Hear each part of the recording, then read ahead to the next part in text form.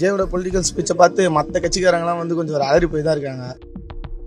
பேச்சு நல்லா தான் இருக்கு. அவங்க எழுதி கொடுக்குறது தான் பேசுறாங்க. எல்லாருமே எழுதி கொடுக்குறது தான் பேசுறாங்க. கண்ணியத்தோட இதாக பேசணும், அவ்வளோதான்.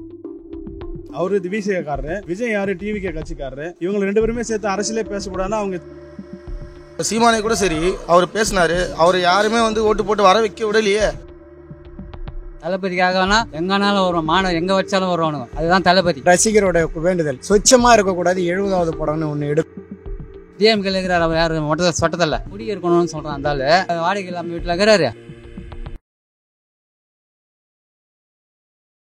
இல்ல, அம்பேத்கர் மேடைன்றது நூல் வெளியீட்டு விழா. அதுல நீங்க அரசியல் பேசக்கூடாது அப்படின்னு எல்லாருமே சொல்றாங்க. அரசியல் கட்சிக்காரர் தானே வச்சு வெளியிட்டு இருக்கீங்க. ஆதவ அர்ஜுன் யாரு? அவரு விஜயக்காரரு, விஜய் யாரு டிவிகே கட்சிக்காரரு. இவங்க ரெண்டு பேருமே சேர்த்து அரசியலே பேசக்கூடாதுன்னா அவங்க திங்கிற சாப்பாடு முதல் கொண்டு அரசியல் இருக்கும். அவர் வந்து ஒடுக்கப்பட்ட மக்கத்துல நிக்கிறாரு. அவர் விஜய் வந்து அம்பேத்கர்ன்றது ஒரு பெரிய பவர் பொலிட்டிஷியனுக்கு. அதை எடுக்காத அரசியல்வாதிங்க யாரும் இருக்க மாட்டாங்க.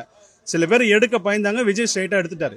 கொள்கை தலைவரா ஒரு அம்பேத்கரை வந்து கொள்கை தலைவரா ஏத்துக்கிட்ட அரசியல் கட்சி எது இருக்கு இதுக்கு முன்ன? நீங்க சொல்லுங்க. இதுக்கு முன்ன எந்த கட்சியுமே கிடையாது. அது ஒன்லி ஃபர்ஸ்ட் கொள்கை தலைவரா நியமிச்சதே விஜய் மட்டும்தான். அம்பேத்கரா இருக்கட்டும், வேலு நாச்சியாரா இருக்கட்டும், அஞ்சலி அம்மாளா இருக்கட்டும், இவங்க எல்லாருமே கொண்டு வந்து ஒரு காமராஜரா இருக்கட்டும், இவங்க எல்லாம் கொள்கை தலைவர்னு சொன்ன நடிகர் விஜய் ஒரு ஆள் தான். அப்ப விஜய் என்னன்னா எல்லாத்தையும் சேர்த்து பங்களிப்பா வச்சிருக்காரு, அவ்வளவுதான். இப்ப உங்ககிட்ட ஜாதி இருக்குது, இவங்க பெரியார் மட்டும் பிடிச்சிருப்பாங்க டிஎம்கே. அவங்கள பாத்தீங்கன்னா எனக்கு பெரியார் வேணும், அண்ணாவை வேணும்னு இருப்பாங்க ஏடிஎம்கே. சில பேர் வந்து பாத்தீங்கன்னா சாமி இல்லைன்னு கும்புறதும் இருக்கு, சாமி இருக்குன்னு கொள்றது இருக்கு. ஆனா விஜய் வந்து எல்லாமே வேணும். பெரியார்கிட்ட எனக்கு ஒரு கொள்கை வேணாம்னா அது சாமி கொள்கை வேணாம், மீதி எல்லாமே நான் பெரியார்ட்ட எடுத்துக்கிறேன் அப்படின்னு சொல்றதுதான் ஒண்ணு. அதனால அதுல ஒன்றும் தவறு இல்லைங்க. விஜய் பஞ்சது 100% வரவேற்கிறது தான். அரசியல் ஸ்பீச் நல்லா இருக்கு, அதெல்லாம் ஒன்றும் தப்பு இல்லை. நம்ம யாரையுமே கிரிட்டிசைஸ் பண்ணக்கூடாது. இப்பதான் அரசியலுக்கு வந்திருக்காங்க, என்ன பண்ணுவாங்கன்றதை நம்ம அப்புறமேட்டு பார்ப்போம். பார்த்துட்டு அதுக்கப்புறம் கிரிட்டிசைஸ் பண்ணலாம். அதுக்கு முன்னே வந்த உடனே பண்ணனா ஏற்கனவே 60 வருஷமா இவங்க தான் இருக்காங்க ரெண்டு பேரும். பேச்சு நல்லா தான் இருக்கு. அவங்க எழுதி கொடுக்குறது தான் பேசுறாங்க. எல்லாருமே எழுதி கொடுக்குறது தான் பேசுறாங்க. கொஞ்சம் எதிர்கட்சின்னா அது கண்ணியத்தோட இதாக பேசணும், அவ்வளவுதான். மற்ற கட்சியை பேச ஒரு வார்த்தையோட நின்றுறாரு. எல்லாத்தையும் பேசி என்ன தமிழ்நாட்டில் என்ன இருக்கோ நம்ம எது தெரியல எல்லாத்தையும் பேசணும். எதிர்கட்சி டிஎம்கே ஒண்டியை பேசினா இது பண்ண முடியாது. வேற கட்சி தமிழ்நாட்டில் பெரிய கட்சி எதுவும் இல்லை.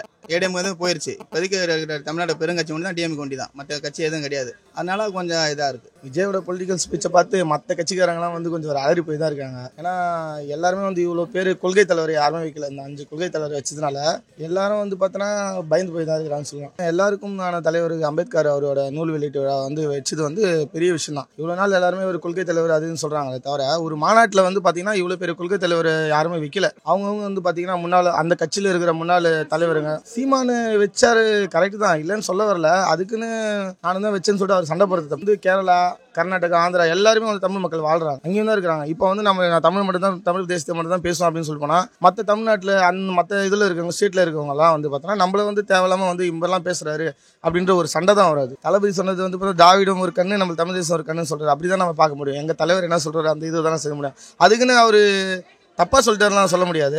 பேசுறவங்க வந்து பார்த்தா இவங்க இதுல இருக்கிறவங்க இத்தனை பர்சன்டேஜ் ஓட்டு போயிடுச்சுன்ற ஒரு ஆதாயத்தில் கூட பேசலாம். ஏன்னா ஒட்டுமொத்த பேரும் வந்து இப்போ வந்து பார்த்தா தளபதி கட்சிக்கு சப்போர்ட் பண்றாங்க. நாங்களும் அதில் இருக்கிறோம். அந்த ஒரு இதுதான். இவ்வளோ யங்ஸ்டர்ஸ் போயிட்டாங்களே, மாற்றத்தை வந்து நம்ம வந்து வந்தால் தான் சொல்ல முடியும். நம்ம ஒரு கொள்கையை தொகுதி எத்தனை தொகுதி இப்போ நாங்கள் இது பண்ண வர கூட்டணி கட்சின்ட்டு ஒரு தலைவர் எதுவும் கழகத்தில் சொல்லலை. எல்லாரும் சினிமாலேருந்து வந்தவங்க தான். அப்படி பார்த்தீங்கன்னா புரட்சித்தலை எம்ஜிஆர் அவரு கூட வந்து இதுலேருந்து தான் வந்தவர்.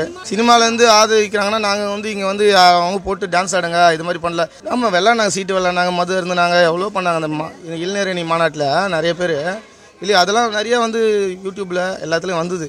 ஆமாம், ஒரு கட்சி வளர்றதுக்காக அது வளர விடக்கூடாதுன்றதுக்காக பண்ணலாம். இப்போ சீமானை கூட சரி அவர் பேசினாரு. அவர் யாருமே வந்து ஓட்டு போட்டு வர வைக்க விடலையே. விடாமையே வந்து இவரு ஏடிஎம் பிடிஎம் அப்படி இப்படின்னு சொல்லிட்டாங்க. இப்போ அதே மாதிரி இப்போ புதுசாக வளர்ந்து வர ஒரு தமிழ் இருக்கிறாங்க, அவங்களும் இந்த மாதிரி பண்ணுறதுல தப்பு தானே. அது மாதிரி பண்ணக்கூடாது. திரைத்துறையிலேருந்து வந்தவர், ஃபேன் பேஸ் அதிகமாக ஃபேன் பேஸ் இருக்கிறவர், இவரை பார்க்கறதுக்காக வந்து பார்த்தோன்னா ஒரு 10 லட்சத்துக்கு மேலே வந்துட்டாங்க. வரும்போது பார்த்தோன்னா நான் தளபதி ஸ்பீச்சை பார்க்கணும், தளபதி ஸ்பீச்சை பற்றி உங்களுக்கு தெரியும் எப்படி இருக்கும்னு சொல்கிறேன். நிறைய பேசுவார், ஷார்ட்டாக பேசினாலும் நல்லா ஸ்வீட்டாக பேசுவார். அதனால அதை பார்க்கறதுக்காகவே நிறைய பேர் அடிச்சு போச்சு. நாங்களே இந்த கூட்டத்தில் நசிக்கி தான் அந்த மூச்சு விட முடியாம திணறி போய் தான் இருந்தோம். இப்போ அந்த நீட்னஸ்ன்றது வந்து அவ்வளோ சீக்கிரத்தில் எடுத்துன்னு வர முடியாதுல்ல. என்னதான் நம்ம ஒரு இது பண்ணாலும் மற்றவங்க எதிர்க்க வந்து பார்த்தோன்னா அவ்வளோ கூட்டத்தில் வந்து கொஞ்சம் அவங்க போடுறது எல்லாருமே போடதாங்க செய்வாங்க.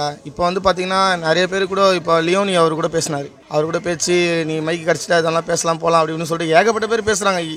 நேரடியாகவே அதை இது பண்ணுறாங்க. நம்ம அவங்க பேசுறதுக்குலாம் நம்ம எல்லாத்துக்கும் வந்து பதில் சொல்லிட்டு இருந்தால் நம்ம அரசியல் களத்தில் வந்து இறங்கி அரசியல் பண்ண முடியாது. எல்லாருக்கும் அரசியல் தெரியணும். ஒரு படிக்கிற பசங்களுக்கு கூட வந்து ஒரு அரசியல் தெரியணும். அரசியல் தெரியாமல் இருக்கிறதுனால தான் யாரும் வந்து இதை பற்றின ஒரு விழிப்புணர்வு இல்லாமல் போயிடுச்சு. சினிமாவில் திரை உலகத்தில் நடிச்சு நின்றார். நடிச்சுக்கின்னு இருக்கும்போது சிலருடைய நாட்டுடைய நிலவரத்தை வந்து சினிமாலும் தெரிஞ்சுக்கிறாரு, மக்களை பற்றியும் தெரிஞ்சுக்கிறாரு. தெரிஞ்சதுனால எல்லாமே அரசியல் நிற்கிறாங்களே, மக்களுக்காக வந்து ஒன்று செய்யணுன்றதுனால நாம நின்று பார்ப்போன்றது அவர் அரசியலுக்கு நின்று இருக்காரு. இப்போ வந்து 69வது படம் லாஸ்ட் படத்தோட நிப்பாட்டிக்கிறேன்னு சொல்லிட்டு அதோட ஏற கட்டுறேன்னு சொல்லிட்டு சினிமாலன்னா அரசியலில் இறங்கிறான். 2026 அரசியலில் இறங்குறேன்னு சொல்லிட்டு அறிவிச்சிருக்காரு.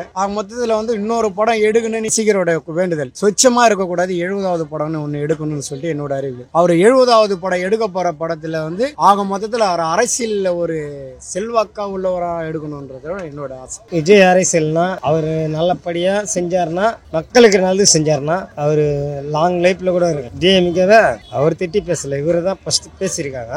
நம்ம வந்து ஒரு அரசியல் இறங்கணும்னா பணம் பலம் இதெல்லாம் தேவையே கிடையாது. அதில் ஒரு திறமை இருந்தால் நானாக இருந்தாலும் நீங்களாக இருந்தாலும் இவராக இருந்தாலும் யாராக இருந்தாலும் ஜெயிக்கலாம். இதில் ஒரு தப்பே கிடையாது. நீங்கள் பண்ணுறது சரி வரும்போது கரெக்டாக வந்து சொல்லிடுறீங்க, நான் அதை செய்வேன் அதை செய்வேன் இதை செய்வேன், யாருமே எதுவுமே செய்ய மாட்டேன். பேச்செல்லாம் சூப்பராக சார். இப்போ அரசியல் விரும்பலாம் சூப்பராக பேசுகிறார். அம்பேத்கர் பற்றி யாருக்குமே தெரியாது, இவர் விளக்கம் சொல்லி விடுறாரு அம்பேத்கர் பற்றி. ஏன்னா இந்த அம்பேத்கர் எல்லாம் ஒரு 4 கட்சிக்காரங்களுக்கு யாருமே இது தெரியாது. இவர் வந்து தான் எல்லாம் கட்சியில் இப்போ எல்லாமே சொல்கிறாங்க. இப்போ டிஎம்கே ஆட்சியில் இருந்துச்சு, அம்பேத்கர் பற்றி சொன்னாங்களா? சொல்லலை. எல்லா கட்சிக்காரங்க தாங்க. அந்த 4 கட்சிக்காரங்க போட்ட தெரியுமா? தெரியாது. ஒரு அம்பேத்கர் பிறந்த நாள்லாம் எல்லாமே செய்கிறாங்க. இந்த அஞ்சலம்மா யாருக்குன்னு தெரியுமா? இவர் வந்து தான் தெரியும். இப்போ அரசியல் எல்லாமே தீவண்டி தான் எல்லாமே தெரியும். அவங்களாம் யாருன்னு தெரியாது. வீர போராடுங்கலாம் எந்த கட்சிக்காரங்க முன்னே எடுத்தாங்களா? அம்பேத்கர் கொண்டாடலாம், இது பண்ணலாம், முடியல.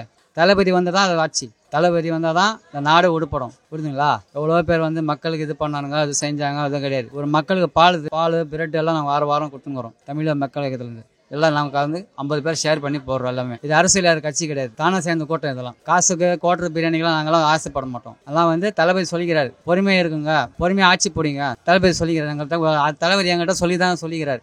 அது மாதிரி யாரும் சண்டை போடாதீங்க, யாரும் இது பண்ணாதீங்க, எங்க ரசிகர் மேலே யாரும் கை வைக்காருங்க, அமைதியா போங்க, அமைதியா ஆட்சி போங்க. 2026 வந்தா தெரியும் யாருன்னு சேர்றாரா இல்ல அவன் கூட்டணி சேர்றாரா, அதெல்லாம் நம்மளுக்கு தெரியாது. சொல்லிக்கிறார் தளபதி. தெரியும் யாருமே சொல்ல அரசியல் பத்தி. அவங்க சேர்றாங்க இவங்க சேர்றாங்க. திருமணம் கூட அன்னைக்கு சொன்னாரு அம்பேத்கருக்கு வர முடியலன்ட்டு. அவர் என்ன சொன்னார்? விஜய் எங்க அண்ணன் திருமணம் சொல்றாரு. சீமானு கூட அதே மாதிரி தான் சொல்லியிருந்தாரு, அண்ணன் அண்ணன்னாரு. இப்ப என்ன சொல்றாரு? ஆக்சிடென்ட் ஆகும் அதுன்றான் சொல்றாரா? ஏன் அதுக்கு சொல்லணும்? இப்போ ஒன்னும் டிஎம்கேல சொல்றாரு குடி இருக்கணும்னு சொல்றான். அந்தால மக்கள் என்ன அவர் அந்த வாடகை இல்லாமல் வீட்டில் இருக்கிறாரு. டிஎம்கேல இருக்கிறார். அவர் யாரு மொட்டை சொட்டதில்ல, டிஎம்கேல இருக்கிறாரு. மக்களுக்காக குடியிருக்கணும்னு சொல்றாரு. இவர் மட்டும் குடிக்கிறாரா? வாடகை வீட்டில் இருக்கிறாரா? தளபதி வந்து வாடகை வீட்டில் இருந்தாலும் வாடகை வீட்டில் இருக்கிறாரு. கோடீஸ்வரன் இருந்தாலும் நீ நினைச்சா கூட இது பண்ணலாம். இது மாதிரிலாம் பேசுறதுலாம் வந்து நாகரிகம் கிடையாது. திமுகலாம் அவர் எதுவுமே பேசலங்க. அவங்க கட்சிக்காரங்க தான் இப்போ மாநாடுக்கு அவ்வளோ கூட்டம் வந்தது. நினச்சி பார்த்தீங்களா? போலானி கோழி வந்துச்சு ஜனம். நினச்சி பார்த்தாங்களா? அவங்க சலுப்பு பண்ணிட்டு அவங்க வந்தானுங்க. எவன் தைரியத்தில் வரல. தளபதிக்காகனா எங்கனாலும் வருவான். மாநாடு எங்கே வச்சாலும் வருவானுங்க. அதுதான் தளபதி.